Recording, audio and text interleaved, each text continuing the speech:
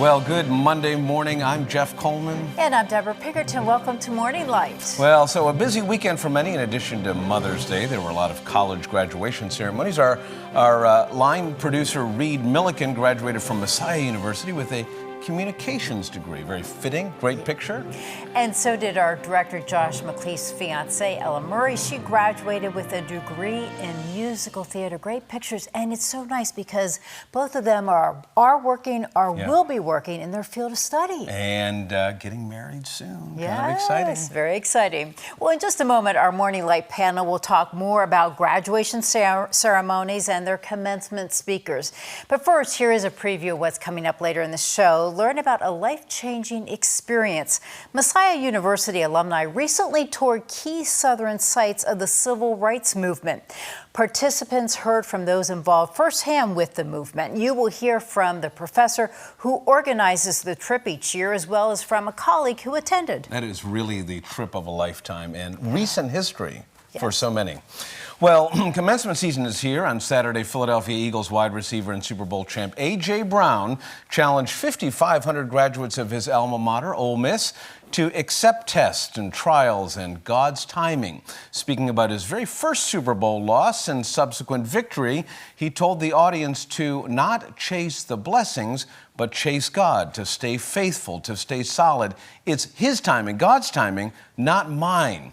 A message about trusting God's plan through moments of adversity. A lot of that didn't make the headlines, but it was an incredible message. Yeah, that was certainly a wonderful message. Well, award-winning journalist Soledad O'Brien delivered the commencement speech at Marshall College in West Virginia on Saturday. She offered the graduates some advice from her mother, an immigrant from Cuba, and this is what she had to say. There are people who will tell you what you cannot do, should not do, and never be able to accomplish. So don't listen to the idiots. Figure out your own dreams. Be bold enough to go and live them, or you might just be helping someone else live theirs. You have the power to do well and do good and help others. Don't let people steal your joy. Remove people from your life that make you feel bad about what you want to accomplish. That's a long list. It is. Some good things, but I think missing a key point. A very different speech from Mr. Brown, for sure. So with only 1 in 4 American adults saying a college degree is worthwhile, and recent graduates confronting a world defined by war and economic uncertainty, and a job market in the throes of an AI transformation, which of these messages speaks to the challenge of this moment? Following your heart or trusting the invisible hand of God? Which path is harder? And in the end, which of those paths leads to fulfillment? Thankfully, we've got a great Morning Light panel to answer that question this morning. And each of them, we were talking beforehand, we were trying to remember your commencement speakers, and none of you really could. This is, and you're not that old, you're young people, and you can't remember your commencement speakers.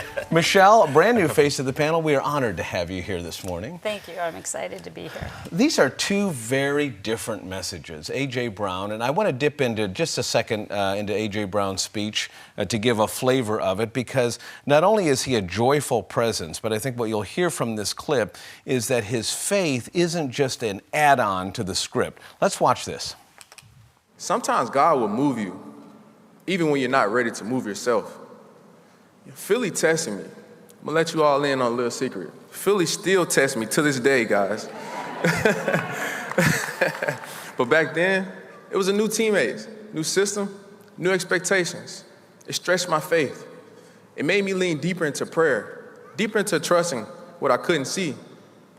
And then came the Super Bowl. We gave it everything we had, and we still fell short. Well, it's fascinating. It's very interesting to hear people in defeat. It's very interesting to hear people in victory. The Eagles, and A.J. Brown in particular, very constant. Michelle, what do you do with a message like this when somebody is saying, trust God? Because that can really just sound like, I thank God for the blessings. It's a throwaway line. But this is very sincere. What does he mean by that for people who are outside in looking at this? Well, I think trusting God looks like something different for everybody.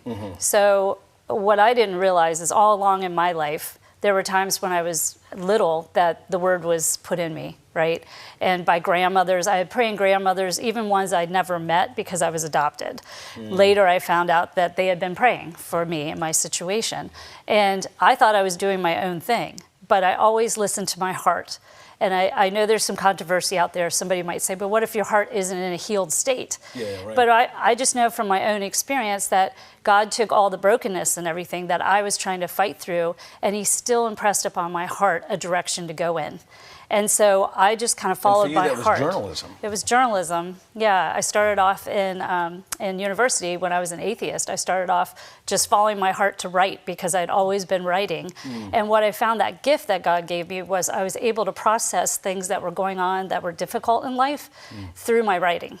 And so that just kind of propelled me into this follow your heart type thing, much to the, I would say, shock of many people, because they said it doesn't make sense what you're doing. Right. I then followed my heart to go overseas right when the Berlin Wall was crumbling and communism was starting to come apart.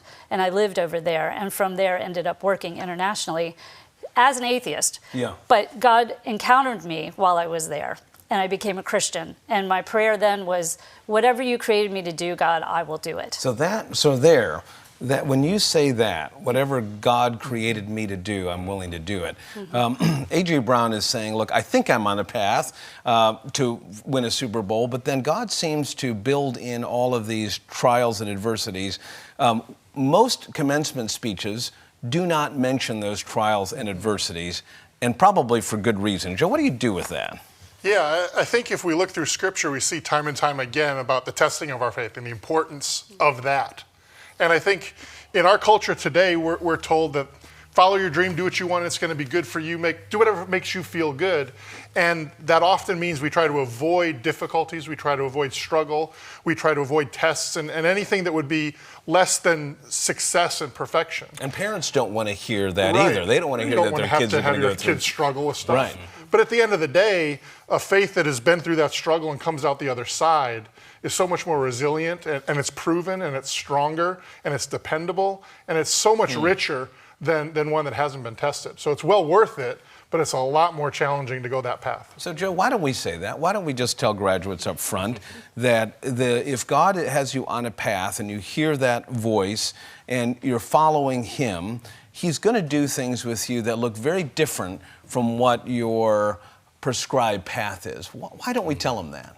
I think we should do a better job at telling them that and preparing them. And as a pastor, that's what I always look at. You know, Romans 8:28 says all things work together for the good of those who love the Lord and called according to his purpose. And so when we start to instill in people that God's looking for long-term development of character and faith and resilience, then there's going to be times where you go through some challenging times, but understand that God is still in control and he's still taking you to your expected end. And so when you do that, then people shouldn't lose hope or lose faith or doubt or fear, because you know that even in my struggles and my trials, God is perfecting me and making me better so that I can do what he's called me to do ultimately. And I wish we had time really to go around the table, because I know some of your stories, which are pretty extraordinary, and they don't probably look like they did when you walked across that threshold into the world. So what do you tell a student today who is really worried about the money, about where they're going to live, who they're going to marry, if they're going to get married, whether or not they should have kids? A commencement address typically is just you'll do it and it'll work out, and it leaves out the gospel part. A.J. Brown didn't. What should we be adding to that message, Michelle? Well, I think for me, I think the big thing is to go to God, to listen to what he's saying. So many people, like, even we could say there's a lot of people out there who don't really know who he is, or they're confused about who he is. Well, I was one of those people, right?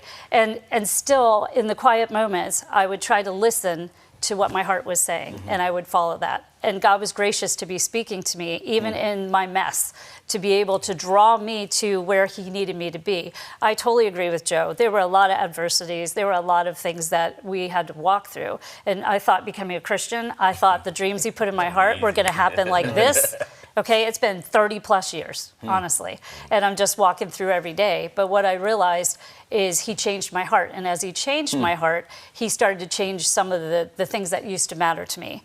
And I've seen that in times where it's been very lean, he has been faithful to provide. Do you think that that parents think that if we can share our journey and all of the ways that we messed up and how they can work around them, that they'll not have to go through those trials too? Yeah, you would love to be able to impart wisdom to your children that you struggled through so they don't have to go through the same struggles, right? Every parent would love that for their child. But at the end of the day, right, Scripture reminds us that we've got to seek God first and seek his kingdom, and then all these other things will be added after that. And it may not be stuff. It may not be the material things, but he'll always provide what we need when we need it.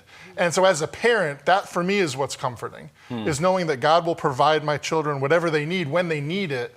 And it may not look like what I think they need or what they think they want, but it will always be what's best for them. Scripture's promised us that, and so it's trusting in that. That's very good advice to the graduates. You should be giving a commencement address. Michelle, to spend 30 seconds to talk about what is missing from commencement address that you would like to add. If you were able to sit down with everyone at Messiah University and all these other great institutions over these next few weekends, hey, one thing before you go into the world about what you're wrestling with, about your future and your life and God's plan. I think I would want them to know that each one of them, no matter what they're struggling with internally, that they're valuable and that they have a voice and they have a purpose. And no matter what they come up against, no matter if people ridicule them, no matter if they get knocked down, to just keep going and to take the challenge to maybe ask God in the privacy of their home to prove himself to them. Because he will, because he knows what each person needs to be able to see that he's real. Dare, it's a dare. Like, I'd probably give yourself. him a dare. Yeah. That's what happened to me. Yeah. My now husband challenged me, and in the quiet of my hotel room, I reached out to God, and it was crazy because I said, I don't even know if you're there, and he proved himself. So I believe he'll do that. And 3 decades now walking with God. Yeah, Beautiful. over Joe, 3 decades. take 30 seconds and give us a 30-second commencement address for everything you need to say to those graduates. I like to remind people that God created each and every one of us with a specific purpose and a destiny and a plan, and he's watching over our path in order to get us to where we're going to. And so good and bad things are working out for your good, and like the Bible says, the one who began that journey in you will see it through to the end, as long as you remain faithful and resilient and don't give up, because the only person that can stop you from reaching your goal is you. That is the final word today. It's a good one. Thank you all very, very much. Well, coming up on Morning Light, from standing where Rosa Parks took her seat to walking across that Edmund Pettus Bridge, Pennsylvania college students took a journey through civil rights history. We'll share details of the trip. You're watching Morning Light right here on Lighthouse TV.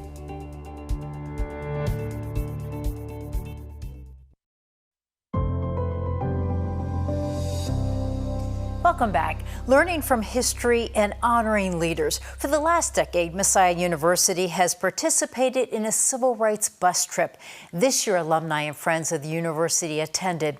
Here to share the details, Dr. Todd Allen, Vice President for Diversity Affairs and Professor of Communication at Messiah University. Thank you for being with us today. Thank you. So tell us about this civil rights bus trip. Sure. So it's called Returning to the Roots of Civil Rights. It's something that began 24 years ago now.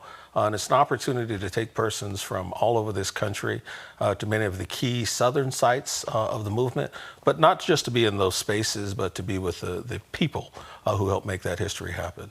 And we were talking earlier, you started this. I started it, yeah. I grew up learning this history, and I thought every kid in the United States was learning that history, and I was shocked years later when I went to college to find out what a unique experience I had. And little did I know that that was, the Lord preparing me to do the work that I'm doing now in taking people to these places. And what is the main mission, the purpose of this trip? Well, again, I think to get people to understand an awareness of this history, that it is our shared American history, that it was history that happened not that long ago, And it's a history that has relevance to us today. For people of faith, when they engage this history, you know, one of the lessons I want them to take away is understanding that the civil rights movement was a story of people of faith. Now, I want to be clear, I'm not saying that everyone came from the same faith tradition or believed everything, but it's no accident. It's no coincidence that this was a movement born in the church, led by clergy. And so, you know, we lean into that heavily. In fact, I'm often reminded of Reverend C.T. Vivian, the late Reverend C.T. Vivian, who was a mentor of mine and an aide to Dr. King. And I asked him one time, I said, Rev, do you ever regret that you didn't get to pastor a church like Dr. King? And he said, you know, young man, I was a young man then. He says, young man, he says, some people are called to the ministry for the purpose of pastoring and some for evangelism. He says, I was called to the ministry for the purpose of the movement. He said, because the way we looked at the movement as it was a battle to see whose God was God. You know, the opposition favored segregation and hostility and hate. He said, but they went to church too. He said, we were on the side of justice and love and peace. And so we really believe that what we were doing was what thus saith the Lord. Wow, what a message. Tell us about the different stops on the trip. Sure. So, you know, each trip varies. They're at the heart of it, you've got to go to Atlanta, the birthplace of Dr. King, varying sites in Alabama, Montgomery, Selma, Birmingham, and many of the other iconic places in the South. But what really gives it its power is being there with the people who made this history. You know, when you're sitting in a movement church in Southwest Georgia, for example, with Rutha Harris, one of the original SNCC freedom singers, and she's teaching you the songs of the movement in those pews where they sang that in the early 60s. There's just nothing like it. And what do you see when you're touring these different places? What are people experiencing? Well, you know, I think as I was saying earlier, you know, for me, it's almost like a parent at Christmas watching just the sheer joy and awe. Because again, I think sometimes people think, you know, it's this footage, it's black and white, that's so long ago, but to realize it's not that long ago and that they're meeting people, like particularly for like my college students, they're meeting people who were their age and younger when they got involved in the movement. And what that tells them is that, you know, these were ordinary people, just like you and I are ordinary people, but they found a way, as the late Congressman John Lewis used to say, to get in the way and to make good trouble. And that's kind of the same message to us today as people of faith, that when you see something that's wrong, that you've got an obligation to work to make it right. Wow. So really encouraging people when they get home here after this bus trip, what do you hope they take with them? Sure. I mean, obviously, I hope that you've got some knowledge of the past and know a little bit more. It's not important to me that you remember dates, but that you've heard some stories. But also then when you return, you think about what was going on here at that time, you know, and again, granted, maybe you weren't here at that time, but what was going on wherever you come from. But then also that question of what's going on now. You know, what are some continuing causes that, again, as people of faith, that we're called to lean into and give voice to? Okay, great. Thank you so much. Thank you for sharing this trip with us. Thank you. Thanks Definitely for having sounds like something to be very interested in going on. Love to have you join us. And coming up next on Morning Light, you will hear from one of Dr. Allen's colleagues who attended the trip. She will share her experience in just 1 minute.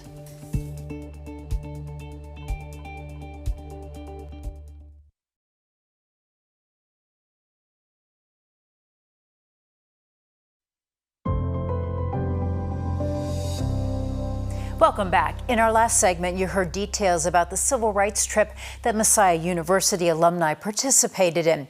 They toured historic sites from Atlanta to Memphis. Aubrey Kleinfeld graduated in 2001. She is director of counseling at Messiah University. She did go on this trip this year and joins me to share her experience. Thanks for being with us. Thank you, Deborah. So why did you decide to go on this trip? Oh, I had heard from colleagues about it, just about the fact that it was really transformational for them. And as an alum of Messiah and as an employee there, we really are charged to be ambassadors of reconciliation. And so I just felt like this would be an opportunity for me to learn more And we were talking earlier, and you did learn something about the 4 H's. Oh, yes. Tell me about that. In terms of trying to succinctly share about my trip, I decided to put it into 4 H's. And this trip for me was an honor, it was holy, it was horrific, and it was hopeful. And so it was really an honor to be led by Dr. Allen and just survivors of the movement. It was holy because it started primarily by pastors in churches and mobilized Christians. The movement was all about freedom, and where the Spirit of the Lord is, there's freedom. And so I just felt like we experienced that in our bodies and bore witness to that. It was horrific. To see the suffering of Black Americans by white Americans was just, it was something I can't really describe. And Dr. King said, we will wear them down with our capacity to suffer. It was so humbling to me just to see the suffering that these, our brothers and sisters, chose to enact in order to enact change. And it was hopeful. It was so hopeful. I mean, Miss Rutha Harris and Carolyn McKinstry, they named that they did this in order to, they couldn't see the outcome, but they continued because of their faith. They moved forward in hope, and I just want to be part of that movement. So talk to us about one location that really had an impact on you. This was a really hard question because every location had such a deep impact, but I decided to go personal. My husband Josh is a pastor, a local pastor in the community. We've served at the same church for 22 years, and we have 3 daughters. Their church, our church, is like their second home, and that's what we heard from the families of the people, that many parents tried to protect their children from what was going on in the community, and so they allowed them to go to school and church. And Carolyn, she was a junior secretary to the pastor at the 16th Street Baptist Church in Birmingham. And on September 15th, 1963, she went to church, connected with her friends. They were getting ready for the service. She had 4 friends that were in the bathroom, kind of prepping before Sunday school, and she was outside the door and heard a phone call in the vestibule. She goes out, she answers the phone. It was 10:22 a.m. and the caller said, "You have 3 minutes."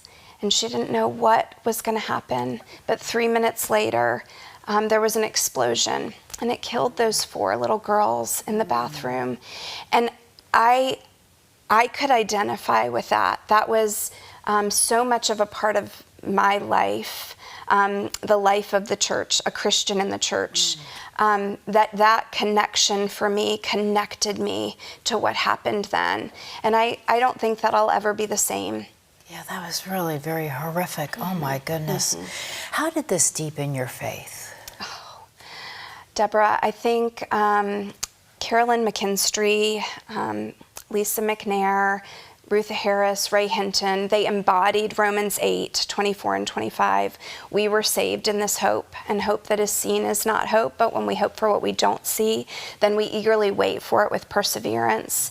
And their waiting was an active movement, and it was mobilizing. I want to be part of that active hope, hoping for what we do not see, for bringing the kingdom of God here now. And the kingdom looks different than just me. And as a Christian, we are empowered when we see something to do something and to continue the path that our brothers and sisters began. That's certainly right. Be bold, be courageous, but do something. Thank you for sharing all that you experienced on this trip. Absolutely. Thank you. And stay with us. We're back right after the break.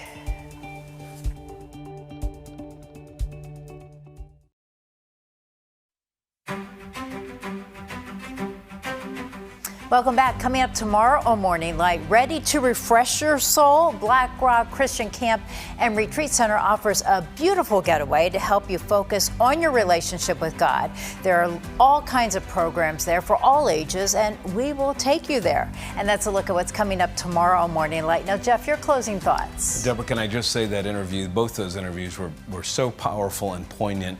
We really, as Dr. Allen says, see these black and white movies and newsreels and do not think that this is really happening within a very short time period, and many of those principal players are still alive today. And certainly when you go there, it's really like stepping back in time and you experience it. I mean, especially when you're talking to these people.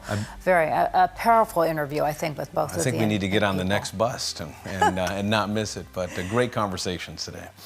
Well, university addresses take on different meaning during wartime. They're more to the point, there's more force, there's more urgency. During the Second World War, British Prime Minister Winston Churchill went to Harvard, where he received an honorary doctorate. And it was there that he reminded students they were living in what he called a tremendous, thrilling, formative epic in human history. Imagine that. He said they were standing on the stage of history. So whether they have a great or small part in that history, they'll be judged. They will be judged by what they did. And ultimately, said Mr. Churchill, it was God. It was God who was going to reward those who were faithful and valiant in their deeds in that moment of trial and testing. Look, a rising generation is living in a period of change today, in some ways as challenging a disruption to those faced by the greatest generation. This generation wants purpose, but the vision we're casting doesn't demand much. So if you run into a graduate of the class of 2025, high school or college or postgraduate, don't ask them about their new apartment, their starting salary, or their benefits. Go bigger. What wrong do they hope to right? Your words can help them see significance in their part of a bigger story. For Deborah and the Morning Light team, I'm Jeff Coleman. Check on your neighbors. We'll see you tomorrow.